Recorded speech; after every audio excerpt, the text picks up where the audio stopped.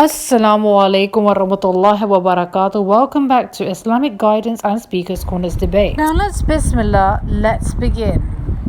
Today I'll be mentioning the 10 hypocritical facts about Islamic critics and their fans. Bouncing in at number 10 is the example of Hitler. Hitler, a non-Jew, a non-Muslim, annihilated every single Jew in the planet.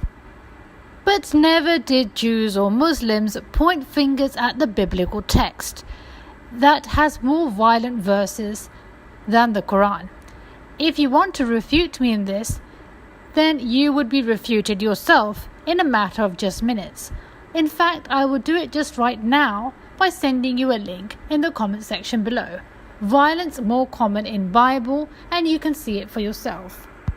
Bouncing in at number 9 is actually apostasy. Now, if it didn't exist in Christianity, I would not have found such an image. It says in Luke 19:27, "But as for these enemies of mine who did not want me to reign over them, bring them here and slaughter them before me."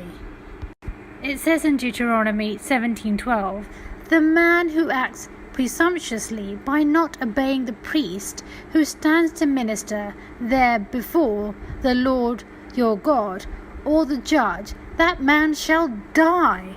So you shall purge the evil from Israel."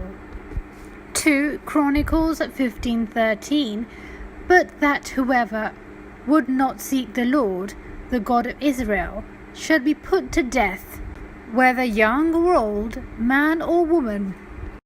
Jeremiah 48:10, "Cursed is he who does the work of the Lord with slackness, and cursed is he who keeps back his sword from bloodshed." And many more verses, but they are in denial, and you can read this once you pause it. Bouncing in at number 8 is the concept behind muta marriage, and this is going to shred things off. Trust me. According to biblical text, Prophet Ibrahim for the Muslims, had a concubine called Hagar for them. No, our Bible doesn't say that. If you don't believe me, Google it. But according to Islam, Hagar was not a concubine. Things get worse when you discuss Prophet Solomon, who had 700 wives and 300 concubines. You can Google that too. I say Google it. How many wives did Solomon have according to the Bible? You will find just there 700 wives and 300 concubines. And for more details, what's this video of mine? Christian Prince versus Tahani. She lost, I won. And I've given more details. Bouncing in at number 7 is your favorite taqiyya. Your Islamic critics are a bunch of hypocrites for not telling you this. Muslim brothers and sisters, are you surprised? Well, then listen on. Taqiyya in Islam, literally prudence, fear, is a precautionary dissimulation or denial of religious belief and practice in the face of persecution. Prophet Abraham famously did taqiyya twice. Once when he broke the idols. He broke all the idols, leaving the biggest idol behind, with an axe beside it. When the villagers asked him who broke the idols, he said, well, the axe is next to this particular idol. He broke them. That's the first time. The second time is when he was going with his wife Sarah, and a tyrant questioned, "Who are you?" He said, "I am Sarah's brother," just so that the tyrant doesn't kill him.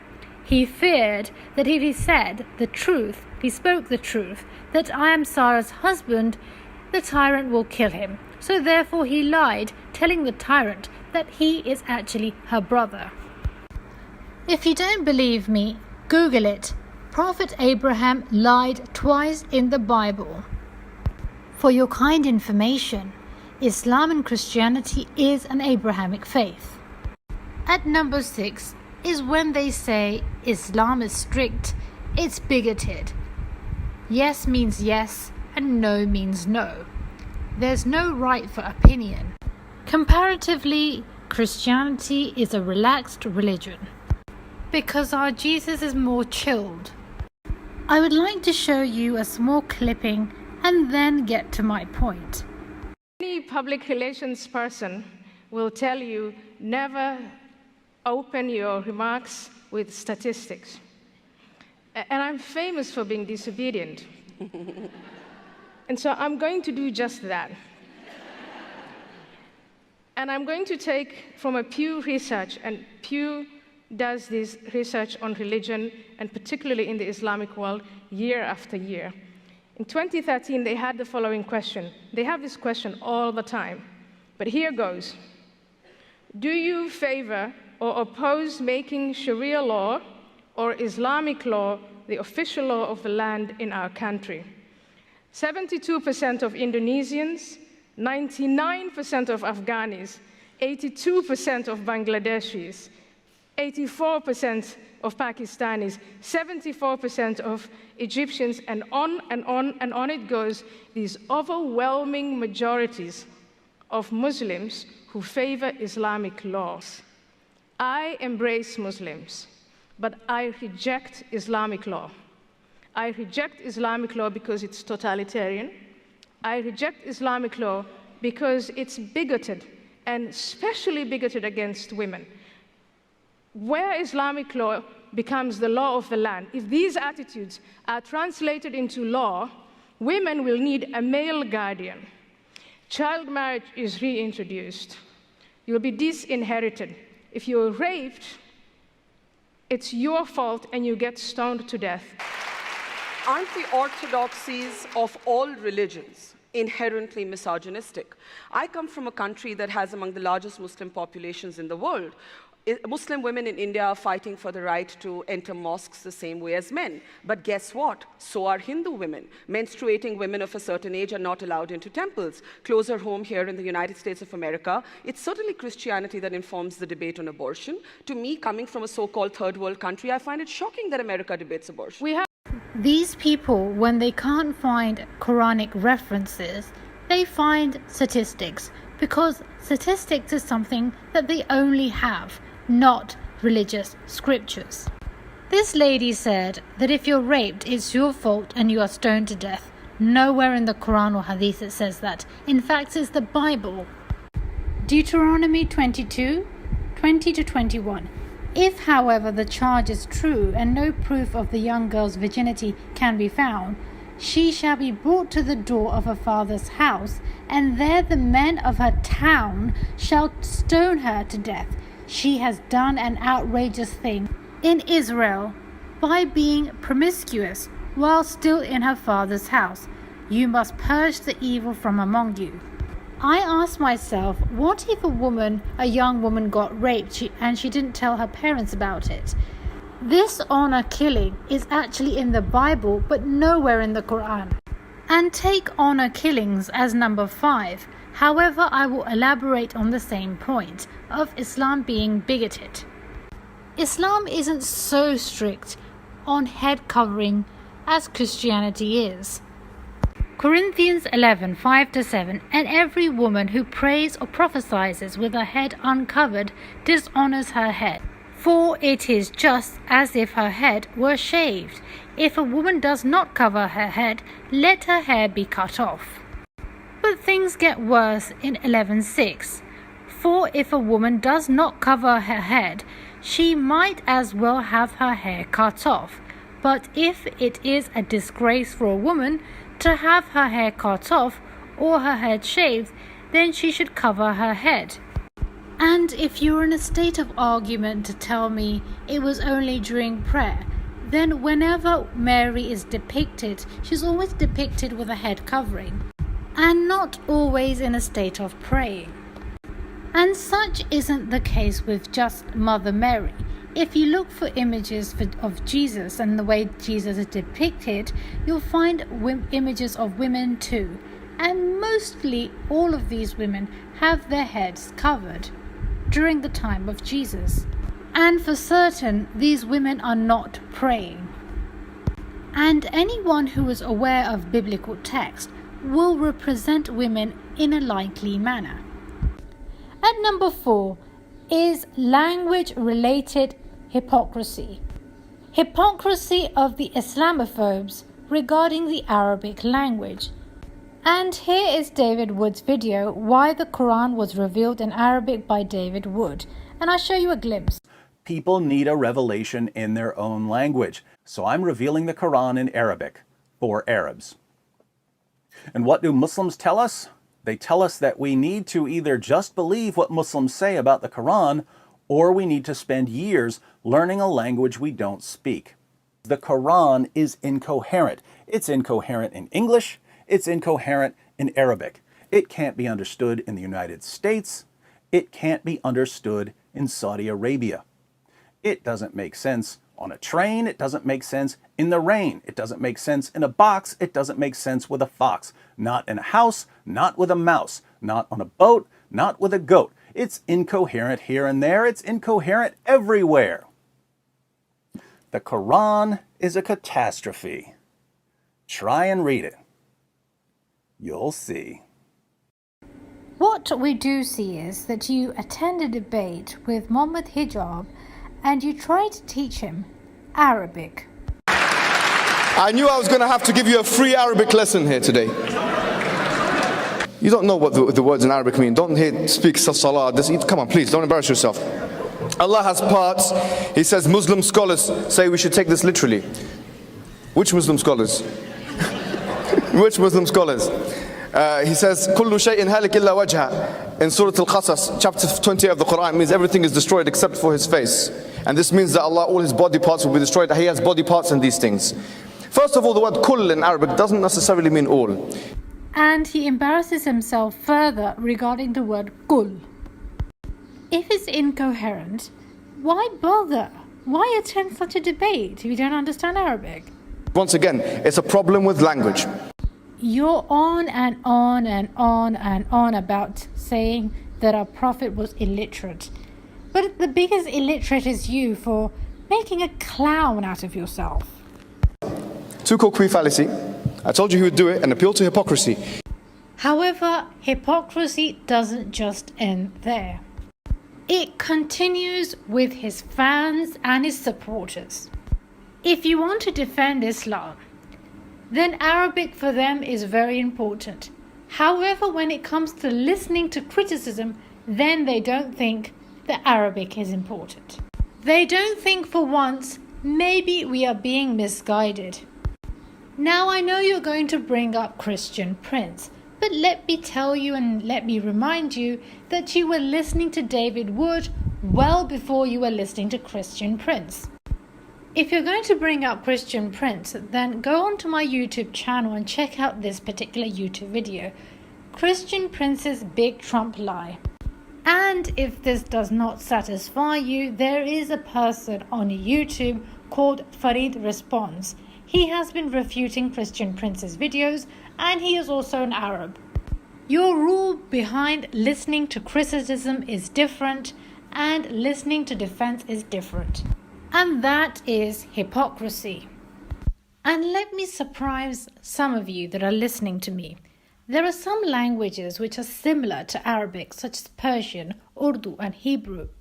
Persian, 1,497 common words. Urdu, 674 common words. Hebrew, 291 common words. So if anybody who speaks a similar language to Arabic or has many common words to Arabic is still better off than David Wood. At number 3 is the hypocrisy relating to our Prophet's marriage with Aisha. Although I don't believe that Aisha was actually 9 years old when she moved in with our Prophet, and I'm already in a process of completing that video in which I'll be mentioning why I don't believe Aisha to be only 9. However, I do notice your hypocrisy in bashing our Prophet, if it were to be true. And here are some reasons why I consider you to be a hypocrite when speaking about our Prophet. Read this piece of text. Hajar gave birth to her first son Ishmael, when Abraham was an old man. And if you look at the second paragraph and the final line, Abraham was 86 years old when Ishmael was born. Hajar was a maidservant girl given to Ibrahim, and she was the second wife. According to the Catholic Encyclopedia, Jewish maidens were considered marriageable at the age of 12 years and 6 months, though the actual age of the bride varied with circumstances. The marriage was preceded by the betrothal, after which the bride legally belonged to the bridegroom, though she did not live with him till about a year later, when the marriage used to be celebrated. Here's more. The age of Rebecca when she married Isaac. Biblical perspective. What was the age of Rebecca when she married off to Isaac? According to rabbis in medieval history, she was no older than 3 years old. The rabbis deduced this age number for Rebecca from the Bible itself. A second early source puts her age at 10. Marriage and motherhood. Rebecca meets Isaac, by the way, by James Tissot, 1896 to 1902. According to the traditional counting cited by Rashi, Isaac was 37 years old at the time of the binding of Isaac. The reasoning for that is that Sarah, who gave birth to Isaac when she was 90, died after the binding when she was 127 years old, making Isaac around 37 at the time.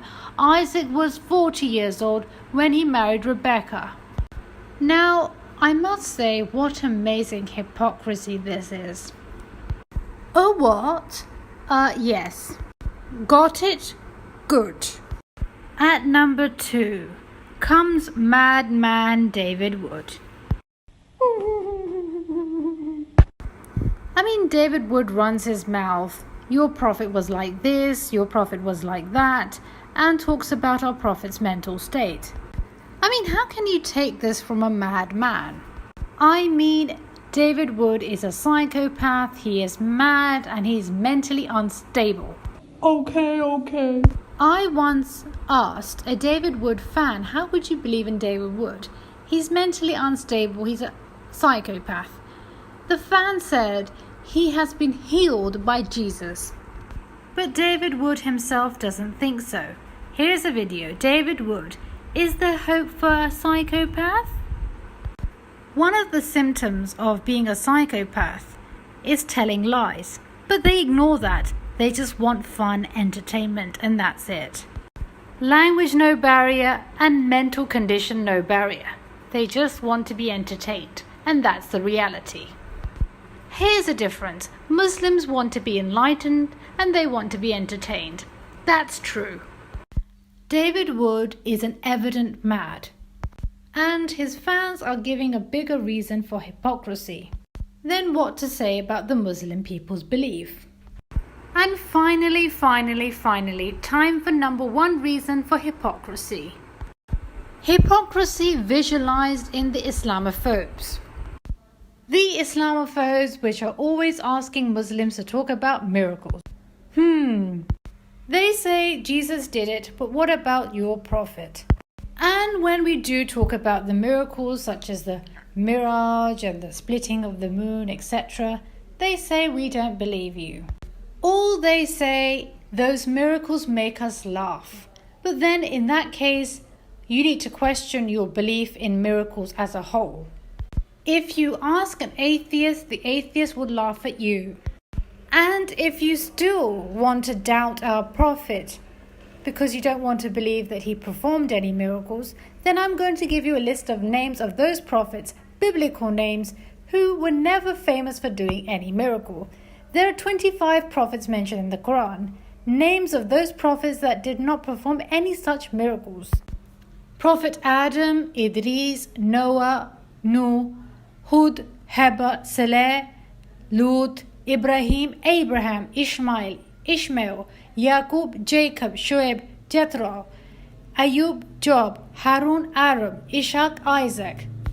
If your belief system is based on miracles, then I have to admit that your knowledge of prophets and their history is weak. There are only a few honorable mentions, such as Moses meaning Musa, David meaning Dawood, and his only slingshot, for which he was famous for. Muslims, you must be wondering, why did I create such a video? I created such a video so that you don't question your own religion.